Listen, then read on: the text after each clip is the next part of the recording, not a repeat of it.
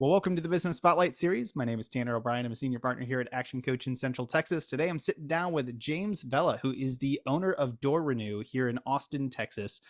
So excited to be sitting down, having some conversation about entrepreneurship around this, business ownership journey and some of the ups and downs that may come along with it. But first and foremost, James, thanks for taking the time to be here. Why don't we just start with a little bit of background? Tell us a little bit about you and what your background is, and tell us about what y'all do over at Door Renew. Well, fantastic. First, Tanner, thank you for inviting me. I do appreciate the opportunity to talk with you. It's not often that I get to talk to somebody about my business that I'm not trying to sell something to. So thank you very much for that opportunity. Yeah, I am the owner of Door Renew in Austin, Texas. Our company is a franchise. I'm not a organically grown company. I bought into it, and I've been doing it now since the beginning of the year. Excellent. So what did you do before this? Well, I still do what I do. I'm a full-time employee in a major corporation here in town. So I am experiencing working from dawn to dusk because I do have a full-time job. And when I'm not working at my full-time job, I'm always working on this job. Even when I'm asleep, I'm working at this job. It's a never-ending endeavor. I think I read all the horror stories. I heard all these stories about small business owners and business owners don't get time off. You're always working. And I always thought that was cliche, but it is spot on. You're always working. I think maybe my wife is tired of me working, and my family is too. But yeah, it's a nonstop endeavor that hopefully one day I can let it be ran by somebody else. But until then, that's what I do. It's just a nonstop activity. Excellent. So tell us a little bit more about Door Renew. What is your service? What is the product or service that y'all do? Well, thank you for that question. That is probably one of the most important questions for me today. So let me preface that with, before I got into the business, I didn't even know door renew, door refinishing, door refurbishment even existed. I was kind of in the market to find a business opportunity. I came across this and I decided to go with it. But until that day, I didn't even know door refinishing was even an actual thing. So what we do is we refinish your door. And there's a lot of great reasons why somebody would choose to refinish their door. You know, I tell a lot of people, what is our common denominator? We all have a door. A front door, back door, side door, we all got doors. And we walk in and out of them thousands of times a year, and we never give it a second thought. As long as the door locks, keeps us safe, protects our goods, keeps the bugs outside and the weather outside, we're content with the door. Doors take a little bit of bumps and bruises in their lifetime, and those things accumulate, especially with Mother Nature. Mother Nature can play havoc on especially a wooden door. And a wooden door is our specialty. Wooden doors have such character. They bring something to the table that a metal door can't do. Of course, a metal door can be very colorful. And a fiberglass door looks like a wooden door, but a wooden door is very unique. And you know that's from the earth. It came from a tree. There's one or two or three trees in your door. It's not just one tree. But doors do get beat up over time. And especially here in Texas, where the weather can change 30 degrees in even any given day of the week. You wake up in the morning, it's 77. You go to bed at night and it's 107.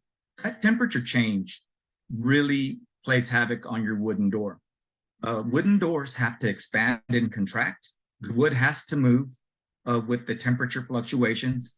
But when the sunlight just beats on your door nonstop all over the summer for 4, 5, 10, 15, 20 years, it will start to fade.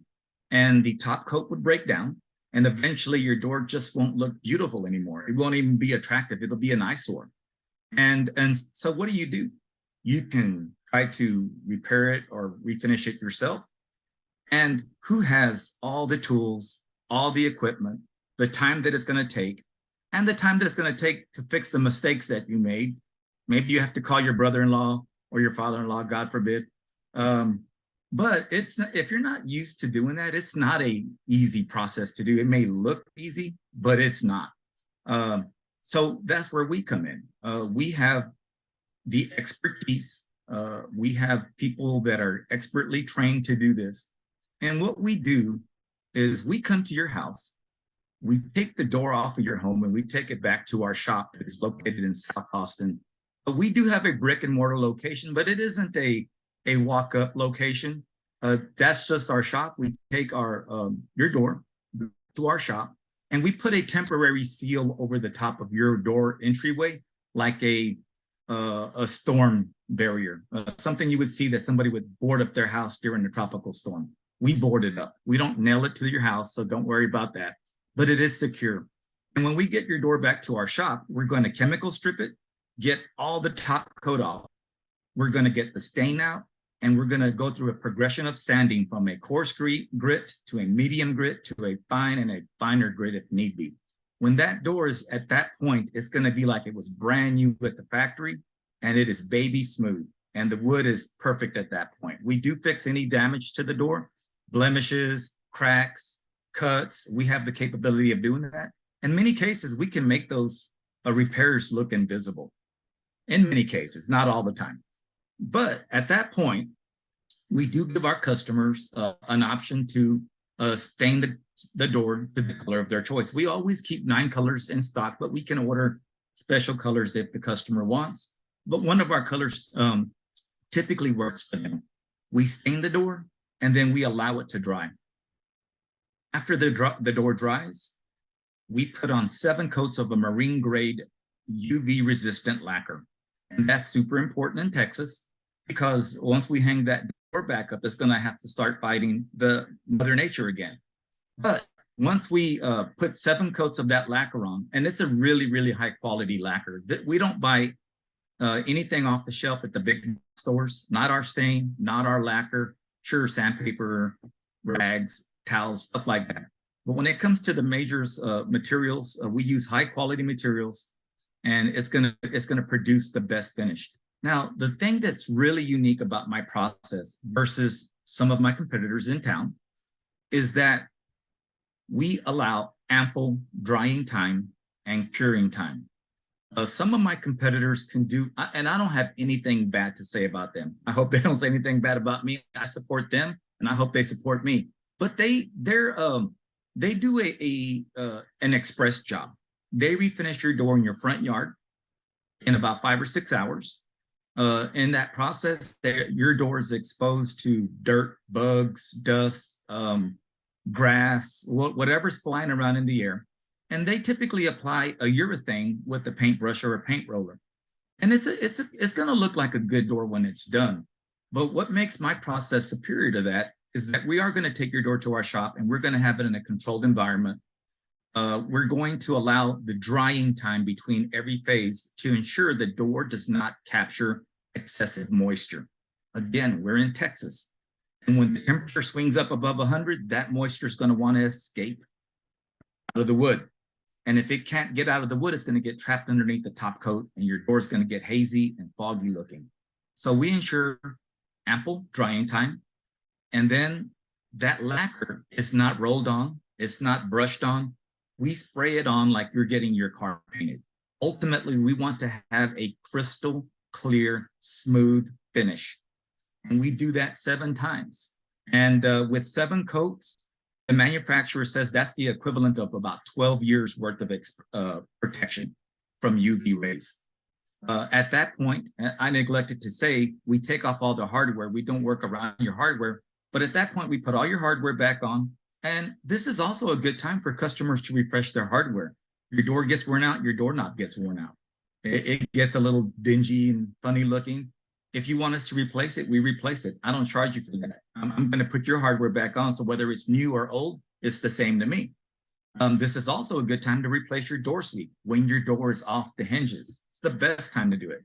So we do those things. We bring your door back to your home. We reinstall it.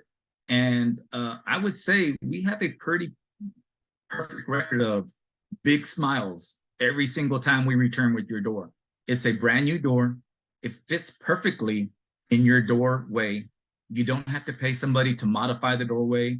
You don't have to pay somebody for installation. Your door is not going to go to the landfill or into the backyard. It's going to go back to your home. So this is a sustainable, green alternative to buying new.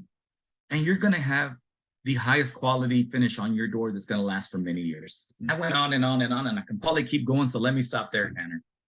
I love it. You covered a bunch of questions that I was going to ask anyway, so I greatly appreciate it.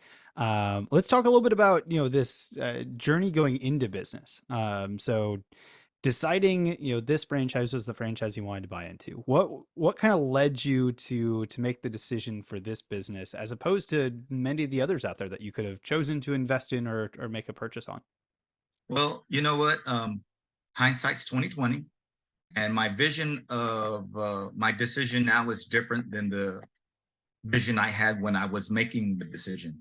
But I don't have any regrets. I just know more about it now. The thing that led me down this path was the service offering from the franchisor. They offered a service management business model, which means they help me run the business. I'm not in it as a sole proprietor, as the owner operator. I'm not supposed to be managing the business. They're supposed to be doing that. So as I stated a few minutes ago, I am a full-time employee at a large corporation in town, and I need my job. So I intend to continue to work there, but I intend for the franchisor help me run my business. And that's why I picked them. Honestly, I don't have a lot of experience with doors, but this year I've become a subject matter expert on doors. And I've kind of rediscovered something that I forgot about since my high school days. Woodworking is a very rewarding industry. Some of the guys that have joined my small business, at least one, I have a very small team. I hired a guy and he had a job at the state or something like that. And he was doing transactional jobs, repetitive transactional jobs. And he just didn't enjoy that. And I stumbled across him from a friend of a friend. And I asked him to meet with me. And one of the things he was looking for was the ability to do work that he could actually see was making a difference. And when we get a customer's door, not always, but a lot of times it's in really sad shape. It looks bad. It's so amazing to take a door that is in really bad shape, is very unattractive, strip it down to its bare substrate and start building it back up into something beautiful. You can actually see a transformation just like a butterfly, right? It goes from being a caterpillar to a cocoon to a butterfly. And that's what we see. It is a very rewarding process to go from that door that's no longer attractive to a door that's beautiful. And you can see the grain coming through and all the shapes and colors that the stains making when they mix with the grain. And then ultimately the final reward is that gigantic smile that all our customers have when we hang that door back up. Now they did have to wait 4 to 5 days for that door, but call it Christmas. Christmas doesn't show up on demand. You have to wait for that too. So it's a Christmas present any day of the year. And that's one of the things that's really rewarding about this, Jay. That's very cool. Tell me a little bit more about this this franchise system. So you mentioned they're essentially the ones that are meant to be managing or running it, operating it. How does that look? Do they hire team members to run that for you? Is it centrally located? Kind of give me a little bit more context on that model. It is a somewhat of a hybrid of that.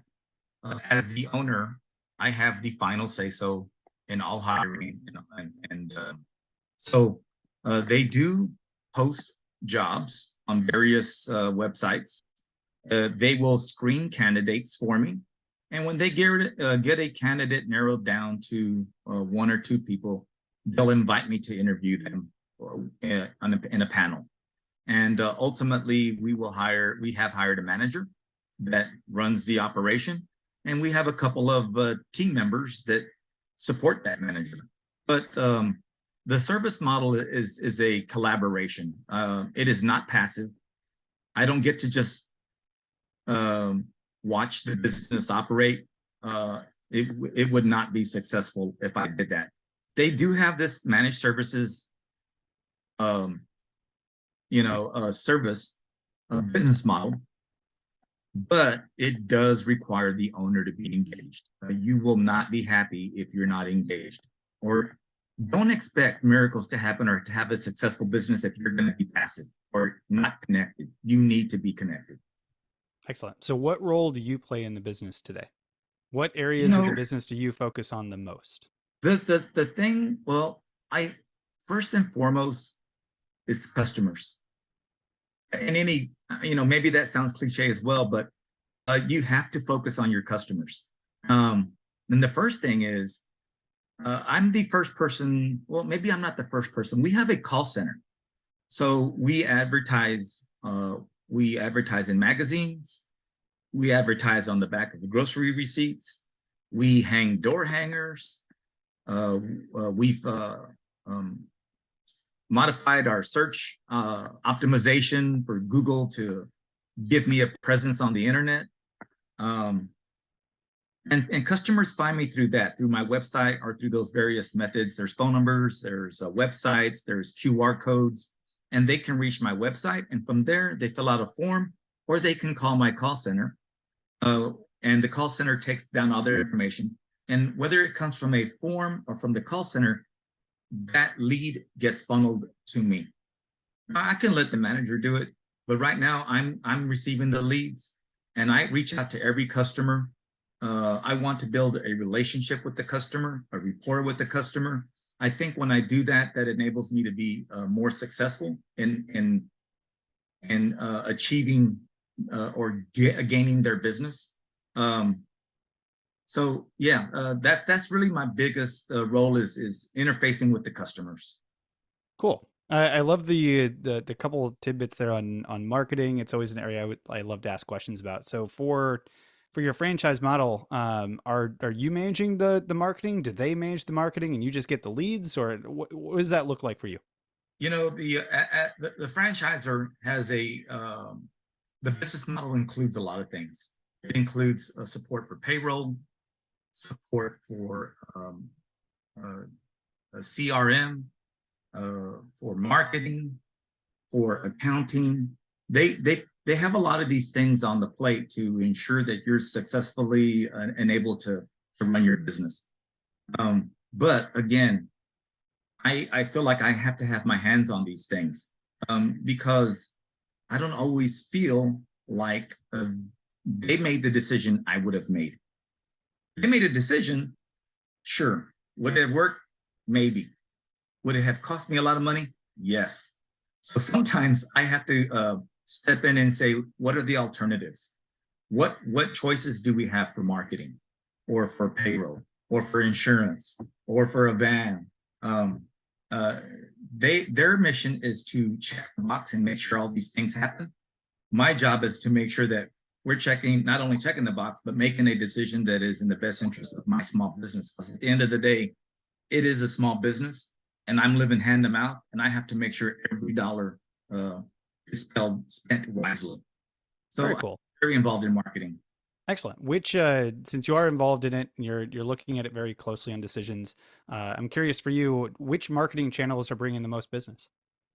Well, Google has to be by far the most sustainable marketing device. Everybody goes to Google. You have to be on page 1 of Google, though. If you're not on page 1, people aren't going to find you on page 2, 3, 4, 10, 20, whatever page you might be on. So I do have to spend money on search engine optimization. I do have to invest in getting me onto page one. Sometimes that comes at the cost of an ad campaign, or sometimes, and I hear this term a lot, you have to grow organically in Google. So that's what we're trying to do. I'm trying to get an organic presence. I feel like it's beginning to get some traction, but we've got a long way to go. Google is by far probably the most easiest tool people will use to find me. The next tool that I really like, and I don't know if this is going to show up on the camera, is I am advertising in a magazine. It's called, and I know it's not showing up, maybe a little bit, but I do advertise in a magazine. 200,000 Austinites receive this magazine called Home Concepts. It comes out monthly, and it's a home services and improvement remodeling guide for consumers. They target mid to high end. What does that mean exactly? I guess income customers. They profile them and they mail these magazines to those customers that meet a certain profile. And I have an ad in there, and I have discounts on the ad, call to action, right? What's your problem? Your door's ugly. It's worn out. We got the solution. We can refinish it for you. Make it look as good as new, even better. Oh, and by the way, we have $100 off coupon, right? The magazine, while it does not have the sustainability of Google, it provides a much needed shot in the arm of volume once a month. So excellent. So I'm curious, since magazine is such a big one, and I've heard some great things about magazine. I've heard some maybe not so great things about advertising in magazines in the past. What have you found to be the best mechanism to track the results from that specific ad? Well, that was my question to them. How do I know what the volume is going to be? What's the traffic, etc. I was pleasantly surprised that every time a customer reaches out to me via that magazine, the customer's information is recorded. Even the phone call is recorded that they had with the call center, and that creates new opportunities for me to improve that interaction, because I listen to the recording and I think, wow, I would have handled that differently. It wasn't bad, but I think I would have handled that call differently, because ultimately they're just a conduit to me. And those customers have real-time questions for the call center that the call center can't answer. So it would be nice if there was some fundamental stuff that the call center could answer to help that customer be better educated and aware. But yes, they offer traffic tracking by day, by hour, was it a phone call? Was it from a form? Was it a text message? I didn't even know I could get a text message, a customer. I even got a voicemail customer one time, and I didn't even know I could do these things, but they're able to buy that magazine. Excellent. So just to be clear, kind of making this as simple as I can for the audience. It sounds like the ad itself has a number that's being tracked, and different ads will have different phone numbers, things like that, so they can track specifically where it's coming from. Is that correct? Yeah, they've inserted an area code 512 phone number. That's not my number, but that's unique to Austin, right? And that number forwards to my number. So as soon as somebody calls that, they have an instant record of the entire transaction, and that's how they track it. And I can log onto my computer or onto my mobile device and see how things are going every day of the week. But it is going to be a shot in the arm. One publication is not going to last for 3 months. It's going to give me a great week, a pretty decent second week, and it'll start tapering off in the third week. But that's okay, because another publication is coming a week after that. Excellent. Well, I do want to be respectful of time. And before I get to some of my rapid fire questions, I got to ask, where do you see things in the next 3 to 5 years? As you're getting excited for where things are headed, where do you see this business going, and where do you see your role, or how does that change over the next couple of years? Well, while I've really learned to fall in love with doors, which I never would have imagined myself saying that a year ago or any time in my life, I've got this romance with doors. Every time I walk by a door, my wife is like, "Oh, there you go, looking at doors." But I've got to expand my service portfolio. It can't just be doors.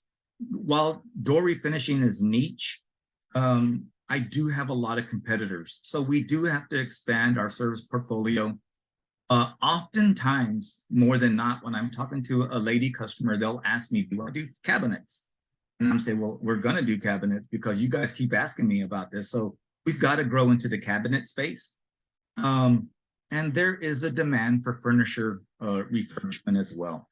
I do get questions about those two pieces of items that are in people's houses. I'd love to get that into our service portfolio. Additionally, while I'm heavily reliant on residential business, I need to find a way to break into the commercial business customer base. I would love to reach out. Well, I've attempted to reach out to the University of Texas. The campus was established in 1883, the university. They have old doors all over the place that need help. So I would love to earn that business. Travis County courthouses, a lot of historical courthouses, churches, all of them have wood products, pews, altars, massive doors. Somebody's helping keep those doors maintained. And in some cases, they're not. So I do need to grow my service portfolio to include more offerings. And I want to expand into commercial a lot more. I've had 1 or 2 commercial customers, but that's not sustainable. I need more. I would love to see more. Excellent. I love the vision. I love to see that they're, kind of where things can be heading over the next couple of years. So I want to shift into a couple rapid fire questions. Just kind of start, bringing out some additional wisdom nuggets for the audience here. So I've got 4 rapid fire questions in total. The first one is, you look at your journey through your career, through building, this part of the business so far. What would you say for you has been your key to success? Well, it is keeping my being very engaged. What attracted me was the service management model, which would allow me to maintain my job and allow this business to grow. But I've discovered it's not going to grow if I'm not fully engaged. So I have to. While that's not why I got into this, I've discovered that I have to do that. It's not an option. I meet with other owners of other door renews throughout the country occasionally, and all of them tell me the same thing. Nobody's going to care about your business more than you, James. If you want your business to be successful, you've got to be engaged. And I believe that now. Excellent. So if you could leave just one piece of advice for other business owners and entrepreneurs out there, what piece of advice would you give them? Well, I've kind of been leading. I've been subtly touching on this a little bit. Trust but verify. Trust but verify. I got into this business, and I may have trusted too much, and I needed to do a little bit more verifying. Not because I was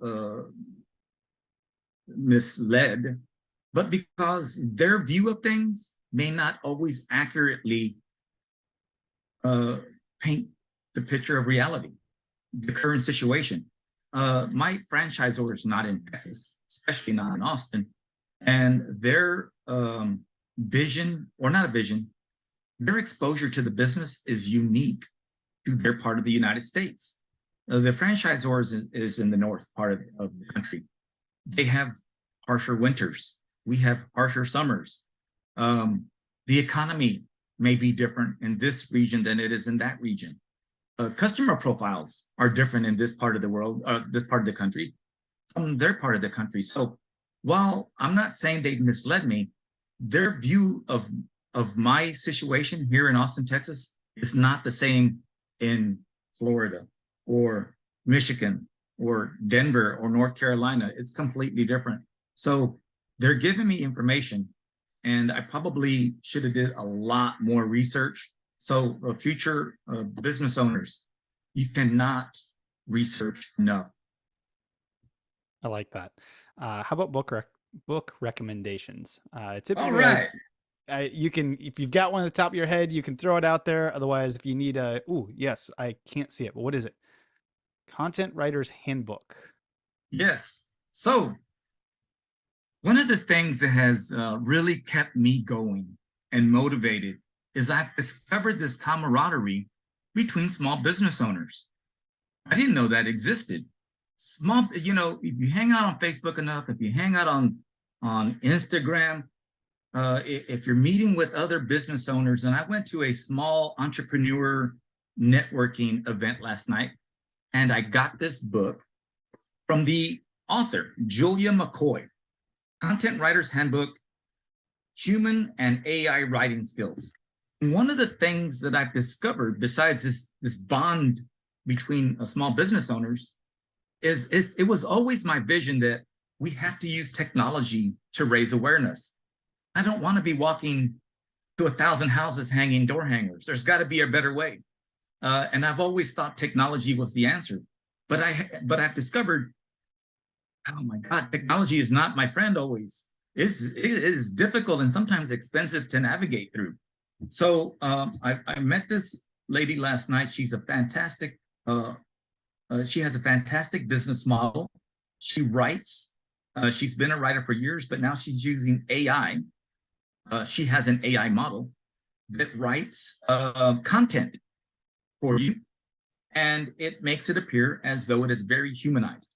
And I intend to fully leverage this book to make my Google ads better, to make my presence on the internet, whether that's Facebook or Instagram or some other method, much better. So I asked her, I said, hey, look, I feel like I'm in the wrong place. This room is full of people that want to talk about AI.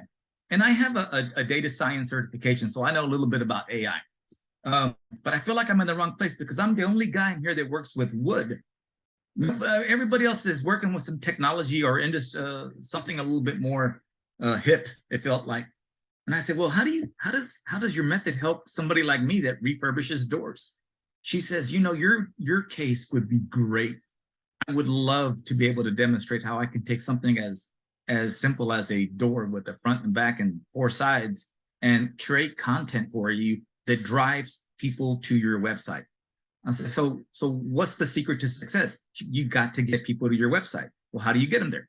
Through great content, through really great content. And we can help you generate that content. And if you generate great content, people will be flocking to your website and you will grow your business. So I can't wait to find out. Well, I can't wait to see that she's correct, because I'm really counting on that. I think it's a fantastic opportunity, and I intend to fully pursue it. Excellent. So last rapid fire question before we kind of start our official wrap up here. This one's just kind of fun. If you look at your business today and had a little bit of magic dust that you could sprinkle over just one area in your business, you only get to choose one. You can sprinkle a little magic dust over it. You wake up tomorrow, it's 10 times better than it is today. Where would you choose to put that magic dust? Operating expenses. This is one of those areas where I feel like my franchisor did not have the pulse for an accurate operating expense for Austin, Texas. I'm from Austin. I grew up here. I was born here. And things have always been reasonably priced in Austin. Now, in the last 5 years, maybe even 10, that has changed. And, you know, if you think your rent's expensive and your groceries are expensive, so are materials. So is my lease of my building. So is the lease for my van. And so is my payroll.